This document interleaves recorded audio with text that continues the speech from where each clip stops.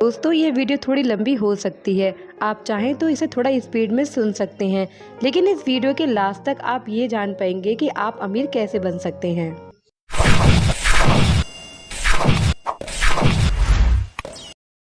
Chapter first. हम में से सभी लोग ज़्यादातर एक डैड के अंडर बड़े होते हैं और उनसे सीखते हैं, लेकिन रिच डैड पुअर डैड के ऑथर रॉबर्ट कियोसाकी के 2 डैड थे। इनकी लाइफ हमसे थोड़ी डिफरेंट है। वे अपने 2 फादर्स के अंडर बड़े हुए थे। एक थे उनके बायोलॉजिकल फादर जो उनके खुद के थे, और एक उनके फ्रेंड के फादर जिसको वो रिच डैड बोलते थे, और अपने खुद के फादर को वो पुअर डैड बोलते हैं। उनके पुअर डैड बहुत पढ़े लिखे और अपनी फील्ड में बहुत सक्सेसफुल थे, पढ़ाई भी की थी, और जबकि उनके रिच डैड ने कभी 8वीं क्लास भी पास नहीं की थी। दोनों ही डैड अपने करियर में बहुत सक्सेसफुल थे, लेकिन उनके पुअर डैड के साथ हमेशा पैसों को लेकर प्रॉब्लम रहता था। जबकि उनके रिच डैड शहर के सबसे अमीर इंसानों में से एक थे। पुअर डैड ने मरने से पहले अपनी फैमिली के लिए अनपेड बिल्स छोड़े थे, जबकि रिच डैड ने अपनी फैमिली के लिए मिलियंस ऑफ डॉलर छोड़े थे। दोनों ही डैड की सोच बहुत ही अलग थी। जैसे कि पुअर डैड कहते थे, पैसों से प्यार ही सारे बुरे कामों की जड़ है, जबकि रिच डैड कहते थे कि पैसे ना होना सारे बुरे कामों की जड़ है। पुअर डैड कहते थे कि पढ़ाई करो, डिग्री लो और एक अच्छी जॉब करो, जबकि रिच डैड कहते थे कि पढ़ाई करो ताकि तुम आगे जाकर एक अच्छी कंपनी खरीद सको। पुअर डैड अक्सर जॉब करने पर फोकस करते थे और रिच डैड यह सोचते थे कि कैसे वे दूसरों को जॉब दे सकते हैं। उनके पुअर डैड हमेशा कहते थे कि मैं कभी अमीर नहीं बन सकता था, जबकि उनके रिच डैड हमेशा अपने आप को अमीर बुलाते थे, जबकि वो एक बहुत बड़ी कंडीशन में भी होते थे, बहुत बुरी कंडीशन में, तब भी वे सोचते थे कि मैं सबसे अमीर इंसान हूँ। वह कभी यह नहीं सोचते थे कि वह पुअर है या किसी से कम है। इसका सबसे बड़ा रीज़न यह है कि हम जैसा अपनी ज़िंदगी में सोचते हैं, हम वैसे ही बनते चले जाते हैं। दोनों ही डैड एजुकेशन को बहुत मानते थे, लेकिन अलग अलग चीज़ें पढ़ते थे। एक डैड अच्छी जॉब्स के लिए पढ़ते थे और दूसरे डैड अमीर बनने के लिए पढ़ते थे। पुअर डैड हमेशा कहते थे कि मैं ये अफोर्ड नहीं कर सकता, वो अफोर्ड नहीं कर सकता, और जब भी रिच डैड को कुछ चाहिए होता था वह यह सोचते थे कि मैं ये कैसे अफोर्ड कर सकता हूँ। रिच डैड कहते थे कि आपको अमीर बनने के लिए तेज दिमाग की ज़रूरत होगी, और तेज दिमाग करने के लिए आपको उसको चलाना पड़ेगा। आपका दिमाग जितना चलेगा वह उतना ही तेज होता चला जाएगा। जब आप खुद से कोई प्रॉब्लम का सलूशन निकालते हो, कोई आइडिया निकालते हो, तो उससे आपकी ब्रेन मसल्स स्ट्रांग होती हैं। यह कह देना कि मैं अफोर्ड नहीं कर सकता, यह कहने से आपका दिमाग काम करना बंद कर देता है और कुछ आगे सोचेगा नहीं। दिमाग को तेज करने के लिए उसे चलाया करो। आपका दिमाग जितना चलेगा आप उतने अमीर बन सकते हो। रॉबर्ट उस टाइम में बहुत छोटे थे और उनकी समझ में नहीं आ रहा था कि वो अपने दोनों डैडों में से किसकी बातें सुने, रिच डैड की या पुअर डैड की। प्रॉब्लम यह थी कि रिच डैड उस समय रिच नहीं थे, पर उनकी सोच पुअर डैड से अलग थी। वो हर चीज पुअर डैड से डिफरेंटली करते थे, और इसी वजह से वह आगे जाकर इतना अमीर भी बने। हमारे जो स्कूल हैं वह हमें आगे जाकर डॉक्टर, बैंकर और लॉयर तो बनाते हैं, लेकिन हमारे स्कूल में हमें यह नहीं सिखाया जाता कि अमीर कैसे बनते हैं। इसके बारे में यह चीज़ घर में सिखाई जाती है। अमीर लोग बचपन से ही अपने बच्चों को इस बारे में एजुकेशन देते हैं कि वे और अमीर कैसे बन सकते हैं, और यही बात ऑथर ने भी अपने रिच डैड से सीखी, और आज आप भी यही बात ऑथर से सीखेंगे। आप लोग ये बात हमेशा याद रखना कि अगर पैसों से ज़्यादा इम्पोर्टेंट कोई चीज़ है तो वह है नॉलेज। अगर आपको यह पता होगा कि आप किस तरह से पैसे बना सकते हो तो यह चीज़ आपके बहुत काम आएगी। पैसा एक आने जाने वाली चीज़ है, लेकिन नॉलेज आपके पास हमेशा रहेगी। तो चलिए शुरू करते हैं चैप्टर 2। रॉबर्ट को बचपन से ही अमीर बनने का बहुत शौक था। वो और उनका फ्रेंड माइक एक ही स्कूल में पढ़ते थे और काफ़ी टाइम एक साथ गुजारते थे। एक दिन ऑथर ने अपने पुअर डैड से पूछा कि डैड, आप अमीर क्यों नहीं हैं? उन्होंने कहा कि वह इसलिए गरीब हैं क्योंकि वो स्कूल टीचर हैं और उन्हें इसके बारे में ज़्यादा नॉलेज नहीं है। फिर पुअर डैड ने रॉबर्ट और माइक से कहा कि वे अपने रिच डैड के पास जाएं, जो कि माइक के फादर थे, और उनसे पैसों के बारे में सीखें। माइक ने कहा, मेरे फादर क्यों, वो तो अमीर नहीं है। तो इस पर पुअर डैड ने कहा कि उनका और माइक के फादर का एक ही बैंकर है और वह बैंकर माइक के फादर की बहुत तारीफ करता है। उनका मानना है कि माइक के फादर कुछ ही दिन में बहुत पैसे वाले होंगे। रॉबर्ट और माइक ने डिसाइड किया कि वह माइक के फादर के पास जाएंगे और उनसे सीखेंगे कि अमीर कैसे बना जाता है। माइक के फादर, जो कि इस बुक में ऑथर उन्हें रिच डैड बोलते हैं, काफी बिजी रहते थे। उनके कुछ वेयर हाउसेस थे, कंपनीज थी, स्टोर्स थे, जिन्हें संभालने में वह थोड़ा बिजी रहते थे, और उनके 3 रेस्टोरेंट भी थे। उनको ज़्यादा टाइम नहीं रहता था, लेकिन फिर भी उन्होंने रॉबर्ट से मिलने के लिए एग्री कर लिया। जब रॉबर्ट माइक के घर गए तो उन दोनों को थोड़ा वेट करना पड़ा, और जब वह फाइनली रिच डैड से मिले तो रिच डैड ने उन्हें एक ऑफ़र दी। ऑफ़र यह था कि उन्होंने कहा कि वह उन्हें क्लासरूम की तरह नहीं सिखाएंगे, उन्हें उनके लिए काम करना पड़ेगा उनके स्टोर में, और उसके बदले में वह उन्हें 1 घंटे के 10 सेंट्स देंगे और उन्हें रिच बनना सिखाएंगे। रॉबर्ट और माइक ने उनके ऑफर को एक्सेप्ट कर लिया और वह फिर हर सैटरडे रिच डैड की स्टोर में काम करते थे। वो वहां जाकर सफाई वगैरह किया करते थे। रॉबर्ट और माइक की यही रूटीन चलती रही और काफी दिनों तक उन दोनों ने यही किया। 4 हफ्ते बाद रॉबर्ट इस रूटीन से थक चुके थे, क्योंकि ना तो उन्हें इस काम के बहुत अच्छे पैसे मिल रहे थे और ना ही रिच डैड उन्हें कुछ सिखा रहे थे। उन्होंने 4 हफ्ते से रिच डैड को देखा तक नहीं था। रॉबर्ट ने माइक से कहा कि वह यह काम छोड़ रहा है। यह देख के माइक को हंसी आने लगी और उसे देखकर रॉबर्ट को गुस्सा आने लगा। उन्होंने गुस्से में माइक से पूछा कि वह क्यों हंस रहा है। उसने कहा कि उसके फादर को शुरू से इस बारे में पता था। रिच डैड ने माइक से कहा था कि रॉबर्ट काम छोड़ देगा और जब वह ऐसा करे तो माइक रॉबर्ट को उनके पास लेकर आए। रॉबर्ट को समझ नहीं आ रहा था कि आखिर रिच डैड ने ऐसा क्यों किया, क्यों उनसे फिजूल में इतना काम करवाया और उन्हें कुछ सिखाया भी नहीं। ऑथर के जो रियल पुअर डैड थे वह भी बहुत गुस्से में थे और उन्होंने रॉबर्ट से यह कह दिया था कि वह यह काम छोड़ दे। सैटरडे को रॉबर्ट फिर से रिच डैड को मिले और इस समय रॉबर्ट बहुत गुस्से में थे।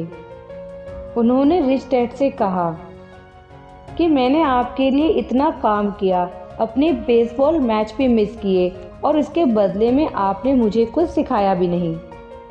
आप भी बस दूसरों की तरह लालची हो। रॉबर्ट ने अपना सारा गुस्सा रिच डैड के सामने जाहिर किया। तब फिर रिच डैड ने कहा, रॉबर्ट, तुम मेरे वर्कर्स की तरह बिहेव कर रहे हो। फिर रॉबर्ट ने कहा कि पैसे बढ़ाना तो अलग बात है, लेकिन रिच डैड ने उनको कुछ सिखाया ही नहीं। इसके बदले में रिच डैड ने कहा कि वह पहले दिन से ही रॉबर्ट और माइक को सिखा रहे हैं। इस पर रॉबर्ट ने हैरान रहकर कहा कि आपने हमें कब सिखाया? आपने तो हमसे बात भी नहीं की। रिच डैड ने कहा, रॉबर्ट, सिखाने का मतलब यह नहीं होता कि आप किसी को लेक्चर दें। मैंने तुम्हें लाइफ का एक एक्सपीरियंस दिया है। रॉबर्ट को कुछ समझ में नहीं आ रहा था कि यह रिच डैड किस बारे में बात कर रहे हैं। उन्होंने हमें क्या एक्सपीरियंस दिया? रॉबर्ट ने रिच डैड से क्लियरली कह दिया, आपने अपनी स्टोर के बदले में हमें क्या सिखाया है?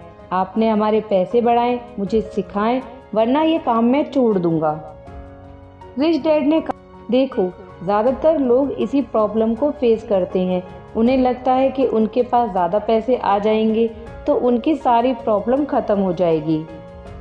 आई एम श्योर आप लोगों को भी थोड़ी कन्फ्यूजन हो रही होगी कि आखिर रिच डैड ने रॉबर्ट को अपने स्टोर पर काम क्यों कराया और उन्होंने उसको क्या लेसन दिया और वो उसको क्या सिखाना चाह रहे थे। बेसिकली यहाँ पर रिच डैड रॉबर्ट को बता रहे हैं कि ज़्यादातर लोग आखिर गरीब क्यों रह जाते हैं और वो क्या गलती करते हैं। रिच और पुअर लोग में सबसे बड़ा डिफरेंट यह होता है कि पुअर लोग सारी जिंदगी के पैसों के लिए काम करते हैं, जबकि रिच लोग पैसों के लिए काम नहीं करते, बल्कि पैसा उनके लिए काम करता है। इसे और एक्सप्लेन करने के लिए हम आपको इसमें आगे और एग्जाम्पल भी देंगे, कैसे रॉबर्ट और माइक ने इस लेसन को अपनी लाइफ में इस्तेमाल किया। रिच डैड माइक और रॉबर्ट को यह बताना चाहते थे कि आखिर पुअर लोग पूरी लाइफ क्या करते हैं, इसीलिए उन्होंने उन दोनों को स्टोर पर काम करवाया। पुअर लोग पूरी लाइफ किसी और के लिए काम करते हैं और फिर कहते हैं कि उन्हें ज़्यादा सैलरी चाहिए। उन्हें ऐसा लगता है कि ज़्यादा पैसों से उनकी प्रॉब्लम सॉल्व हो जाएगी, लेकिन ऐसा होता नहीं है, क्योंकि इसका रीज़न है, मैं आपको बताती हूँ। मान लो कि 3 भाई हैं जिनकी अभी अभी शादी हुई है और वो सभी एक ही एरिया में रहते हैं। अब देखा जाए तो इनके खर्चे एक जैसे होने चाहिए, क्योंकि ये एक ही एरिया में रहते हैं और तीनों पर ही अपनी वाइफ की रिस्पॉन्सिबिलिटी है। लेकिन क्या तीनों हर महीने एक जैसे पैसे ही खर्च करते होंगे? बिल्कुल भी नहीं। तीनों में से जो भाई सबसे ज्यादा कमाता है, चांसेस है वह सबसे ज्यादा खर्च भी करता होगा, और जो सबसे कम कमाता होगा वह सबसे कम खर्चा करता होगा। सबकी ज़रूरतें एक जैसी हैं, लेकिन फिर भी सब खर्चा अपनी इनकम के अकॉर्डिंग करते हैं। आप ही बताइए कि अगर आपकी इनकम को डबल कर दिया जाए तो क्या आप अपने खर्चे नहीं बढ़ाओगे? बिल्कुल बढ़ाओगे। आप ज़्यादा बड़े रेस्टोरेंट में जाओगे, छोटी मार्केट की जगह आप बड़े मॉल्स में जाओगे। रिच डैड रॉबर्ट को वही समझाना चाह रहे थे कि ज़्यादातर लोग इस जाल में फंस जाते हैं। सबसे पहले तो रिच डैड ने रॉबर्ट से काम करवाया, जिससे उसे यह पता चले कि पुअर लोग सारी जिंदगी क्या करते हैं। इसके बाद जब रॉबर्ट ने अपनी पे बढ़ाने की बात करी तो रिच डैड ने उसे रैट रेस के बारे में बताया। ये वही जाल है जिसके बारे में अभी आपने बताया गया, आपकी सैलरी के साथ आपके एक्सपेंस का बढ़ना। अब आप सोच रहे होंगे कि भाई ये क्या बात हुई, सैलरी के साथ एक्सपेंस तो बढ़ते ही हैं, इससे हमारी प्रॉब्लम्स कम होंगी और हम आराम से अपने खर्चे भी निकाल पाएंगे, टाइम पर बिजली का बिल जमा करेंगे, स्कूल की फीस सबमिट करेंगे। दोस्तों, शुरू में तो आपको ऐसा लगेगा कि सैलरी बढ़ने से आपकी प्रॉब्लम्स कम हो रही हैं, लेकिन कुछ ही टाइम में आप यही प्रॉब्लम फिर से फेस करोगी। मैं आपको एग्जाम्पल से समझाती हूँ कि आखिर ये रैट रेस क्या है और क्यों आपकी सैलरी बढ़ने से आपकी प्रॉब्लम सॉल्व नहीं होंगी। मान लो कि एक फैमिली है जिसमें हस्बैंड, वाइफ और 2 बच्चे रहते हैं। अब हस्बैंड एक नॉर्मल सी जॉब करता है, बच्चे स्कूल जाते हैं और वाइफ घर का काम करती है। हस्बैंड का एक दिन प्रमोशन होता है और उसकी सैलरी बढ़ जाती है। इसी खुशी में वह अपनी बीवी को कुछ ज्वेलरी ला कर देता है और बच्चों को महंगे खिलौने ला कर देता है। अब बच्चों के एक्सपेंसिव खिलौने से हर महीने बिजली का बिल बढ़ जाता है।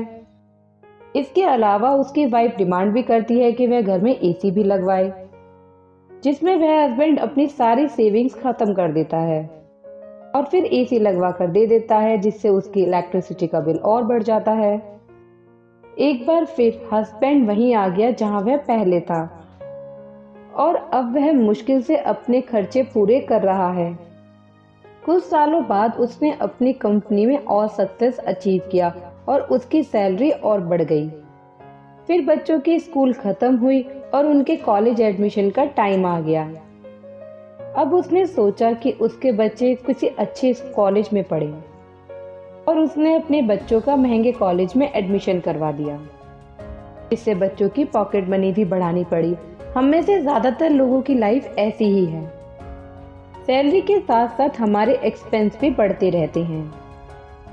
इसी को रैट रेस कहते हैं।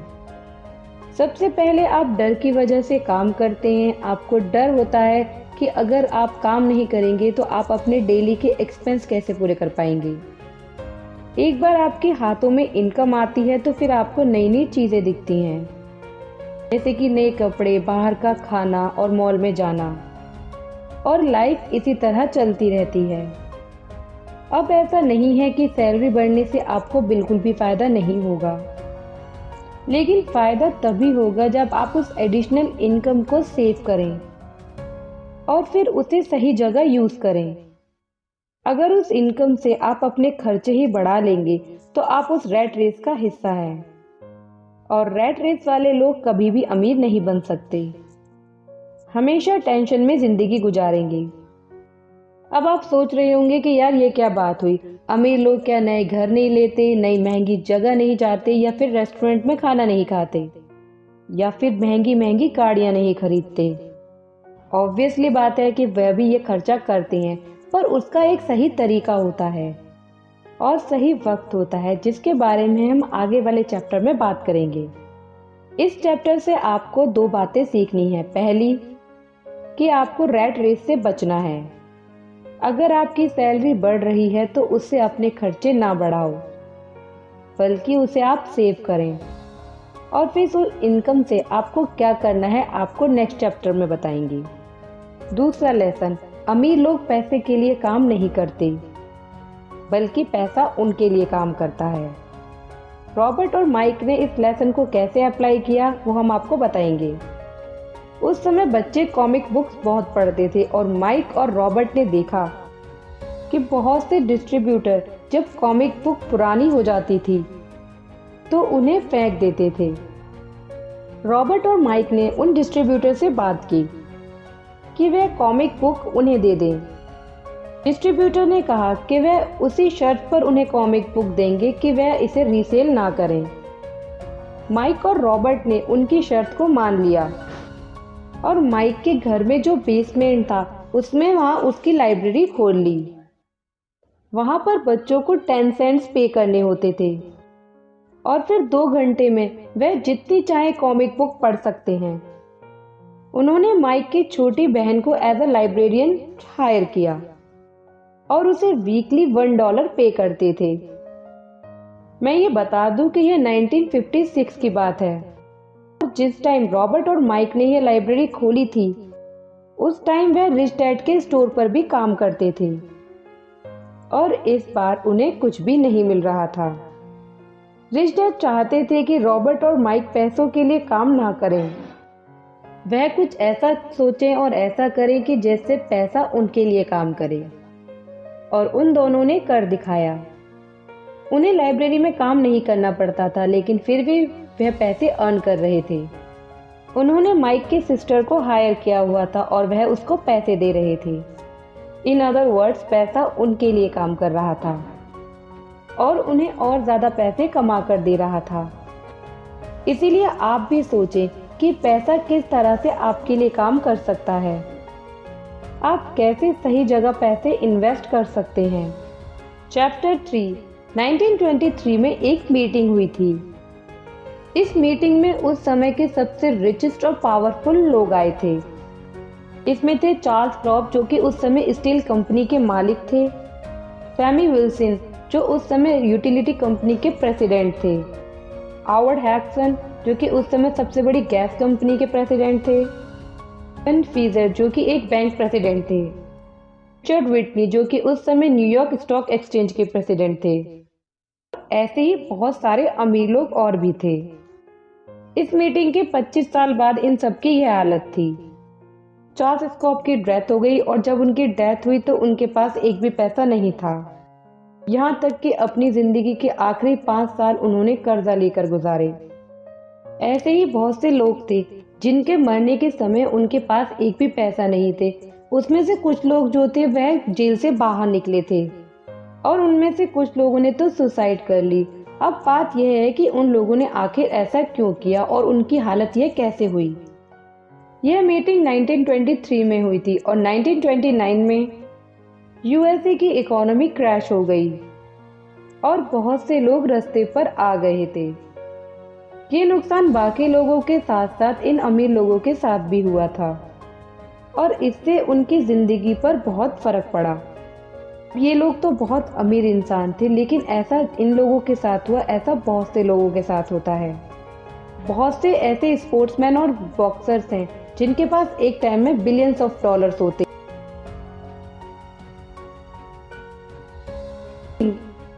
लेकिन फिर कुछ ही सालों में उनके पास एक भी पैसा नहीं बचता और वह नॉर्मल सी जॉब कर रहे होते हैं। बहुत से ऐसे पुअर और मिडिल क्लास लोग होते हैं जिन्हें लॉटरी लगती है और उनके पास बहुत पैसा आ जाता है, लेकिन फिर वह वक्त आता है जिनकी वही पहले जैसी हालत हो जाती है।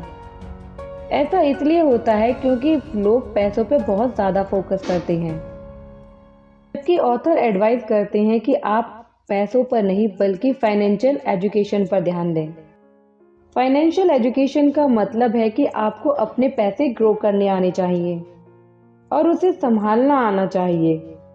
अगर आपके पास पैसा है और आपके पास फाइनेंशियल एजुकेशन नहीं है तो वह पैसा आपके पास ज़्यादा दिन तक नहीं टिक पाएगा। बहुत से लोग ऑथर से पूछते हैं कि हम कैसे स्टार्ट ले सकते हैं, कैसे मिलियनेयर बन सकते हैं और कैसे फाइनेंशियल एजुकेशन ले सकते हैं। उन सबको ऑथर वही बताते हैं जो उनके रिच डैड उन्हें बताते थे। वे कहते हैं कि आप अपनी फाइनेंशियल एजुकेशन पर फोकस करो। ये जो फाइनेंशियल एजुकेशन का कॉन्सेप्ट है, इसे आप एक बार में नहीं सीखते, इसे आपको सारी जिंदगी सीखते रहना है। इसके लिए आप पैसों से रिलेटेड बुक्स पढ़ो और अमीर लोगों से सीखो और सेमिनार्स अटेंड करो।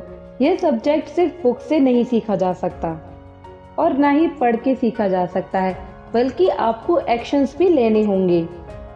जब रॉबर्ट कियोसाकी और उनके फ्रेंड माइक छोटे थे, उसी वक्त से उनके रिच डैड ने उन्हें फाइनेंशियल एजुकेशन देना शुरू कर दिया था। एक दिन रॉबर्ट ने रिच डैड से पूछा कि अमीर बनने का सबसे बड़ा सीक्रेट क्या है। तो रिच डैड ने कहा कि अमीर बनने का सिर्फ एक ही सीक्रेट है, वो ये कि आपको असेट्स और लायबिलिटी के बीच का डिफरेंस पता होना चाहिए और आपको असेट्स बाय करने हैं। वैसे फाइनेंशियल एजुकेशन का सब्जेक्ट बहुत डीप है, लेकिन जो अमीर लोगों का फाइनेंशियल एजुकेशन का सिस्टम है वह यही है। रिच डैड कहते हैं कि अमीर बनने के लिए यह एक सबसे बड़ा रूल है और ये बहुत इम्पोर्टेंट भी है, और अगर आप इसे फॉलो करते हो तो आप रिच बन जाओगे। लेकिन अब क्वेश्चन यह है कि यह असेट्स और लायबिलिटी क्या है। असेट मतलब वह चीज जिससे आपके पास पैसे आए। जैसे कि मान लो कि आपके पास एक घर है जिसे आपने रेंट पे दे दिया। अब हर महीने आपको उसका रेंट मिलेगा, तो वह आपके लिए असेट है। लायबिलिटी मतलब वह चीज जो आपसे पैसे लेती है। जैसे आपने अपने घर में एसी लगवाया जिससे आपका हर महीने इलेक्ट्रिसिटी का बिल इंक्रीज होगा, तो यह एक लायबिलिटी है।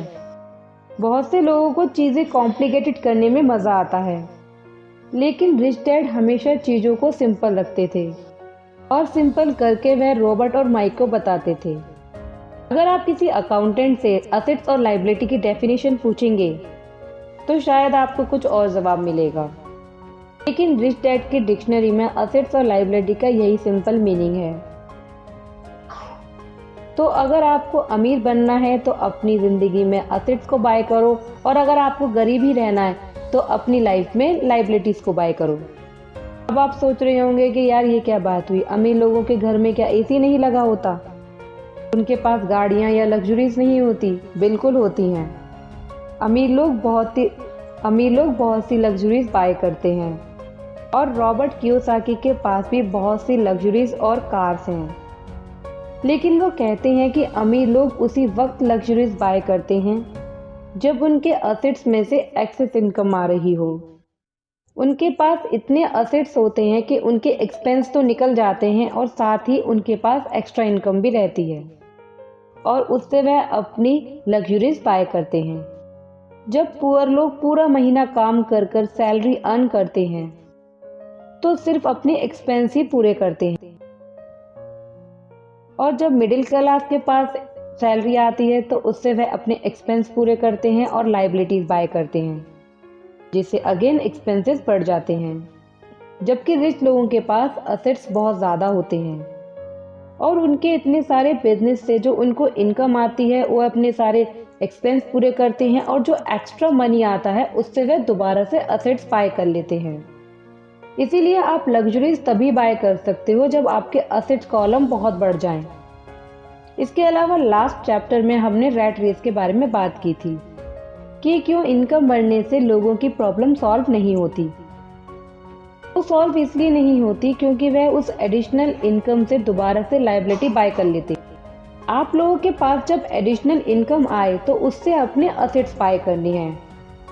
असेट की बेसिक डेफिनेशन मैंने आपको बता दी है। अब आपको कौन से असेट्स बाय करनी है वो आप खुद सोचें। जैसे कि ऑथर रियल एस्टेट और स्टॉक बाय करते हैं। आप असेट पे थोड़ा रिसर्च करो और असेट कॉलम को पढ़ाना शुरू करो। जरूरी नहीं है कि असेट्स में आप घर ही खरीदो। मोस्टली लोगों के लिए वह करना भी इम्पॉसिबल होगा। असेट्स के लिए बहुत सारे ऑप्शन है, आपको थोड़ा सा सर्च करना होगा और कुछ सोचना होगा। जैसे कि रॉबर्ट और माइक ने एक लाइब्रेरी खोली, वह भी एक असेट्स था। उनके पास उससे इनकम आ रही थी और वो भी बिना काम करे। बहुत से लोग सोचते हैं कि जॉब भी एक असेट्स है, लेकिन जॉब कोई असेट नहीं है। असेट्स एक ऐसा होना चाहिए जहां पर आपके पास बिना काम करे इनकम आए। ऑथर यह भी कहते हैं कि असेट्स ऐसे बाय करो जिसमें आपको इंटरेस्ट हो। ऐसे असेट्स को आप सही से मैनेज कर पाओगे। इस चैप्टर में हमने 2 इम्पॉर्टेंट बातें सीखी। पहली, अमीर बनने के लिए सबसे मोस्ट इम्पॉर्टेंट है फाइनेंशियल एजुकेशन। ये टॉपिक आपको स्कूल में नहीं सिखाते, आपको खुद से सीखना होगा। ये तो सिर्फ एक ही बुक है, यह सब्जेक्ट लोग अपनी पूरी ज़िंदगी सीखते हैं। इसीलिए फाइनेंशियल एजुकेशन पर ध्यान दो। दूसरी चीज़, एसेट्स ज़्यादा बाय करो और लग्जरीज चीज़ तभी खरीदना जब आपका एसेट्स कॉलम ओवर हो। चैप्टर 4, मैकडॉनल्ड तो आप सबने देखा होगा और हर कंट्री में उसकी ब्रांचेज हैं। 1974 में क्रैक रोब, जो कि मैकडॉनल्ड के ओनर हैं, उन्हें एक यूनिवर्सिटी में पब्लिक स्पीकिंग के लिए बुलाया गया था और वहाँ सारे MBA के स्टूडेंट्स बैठे थे। पब्लिक स्पीकिंग खत्म होने के बाद स्टूडेंट ने रे को ड्रिंक के लिए ऑफर किया और वो सब वहाँ गए और काफ़ी देर तक बैठे। बातों बातों में रे ने स्टूडेंट से पूछा कि क्या कोई मुझे बता सकता है कि मेरा क्या बिजनेस है। तो इस सवाल पर सारे स्टूडेंट हंसने लगे। तो उनमें से एक स्टूडेंट ने बोला कि रे, किसे नहीं पता कि तुम्हारा बिजनेस बर्गर सेल करने का है। इस पर रे ने कहा, गलत, मेरा बिजनेस बर्गर सेल करने का नहीं है, मेरा बिजनेस है रियल एस्टेट। वैसे मैकडॉनल्ड में केवल बर्गर्स ही मिलते हैं, लेकिन एक चीज जिसका रे बहुत ज्यादा ध्यान रखते हैं वो थी फ्रेंचाइज की लोकेशन। मैकडॉनल्ड के बहुत सारी फ्रेंचाइजीज हैं और अगर किसी भी फ्रेंचाइज को सक्सेसफुल बनाना है तो उसकी लोकेशन बहुत इंपॉर्टेंट है। जब किसी भी कंट्री में कोई मैकडॉनल्ड खोलता है तो उस ज़मीन को, उस रियल एस्टेट को मैकडॉनल्ड के नाम से बाय करता है। इसी वजह से आज मैकडॉनल्ड के पास इतना रियल एस्टेट है जितना पूरी दुनिया में किसी के पास नहीं है। अगर रे केवल बर्गर्स बनाने पर ही ध्यान देते तो शायद वो कभी इतने अमीर नहीं बन पाते, लेकिन उन्होंने अपने असेट कॉलम को बिल्ड किया है।